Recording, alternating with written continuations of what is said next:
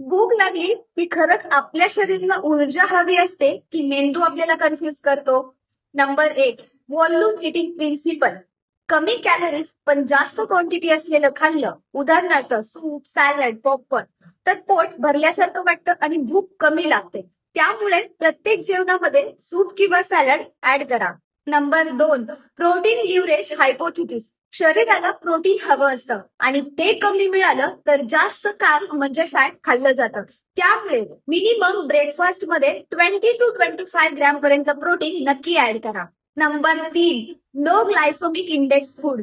जर जेवणाचा जीआय कमी असेल तर ब्लड शुगर स्टेबल राहते आणि क्रेविंग्स कमी होतात. त्यामुळे जेवणामध्ये ब्राऊन राईस, डाळ, ओट्स हे ऍड करा. Number 4, hydration signal confusion. कधी कधी भूक लागल्यासारखी वाटते पण खरं तर तिथे पाण्याची गरज असते. त्यामुळे भूक लागली की 1 ग्लास आधी पाणी प्या. Number 5, chewing frequency effect. Food जास्त वेळा चावल्याने म्हणजेच एक घास 30 ते 32 वेळा चावल्याने गट हार्मोन्स रिलीज होतो. त्यामुळे फुलनेस जास्त वाटतो. म्हणून जेवताना हळूहळू जेवण करा, माइंडफुल खा, ऍटलीस्ट 20 मिनिट जेवणासाठी द्या. म्हणूनच पोट भरलंय का फक्त ब्रेन ट्रिक चालू आहे हे समजून घ्या आणि कमेंट करा स्टॉप माय हंगर.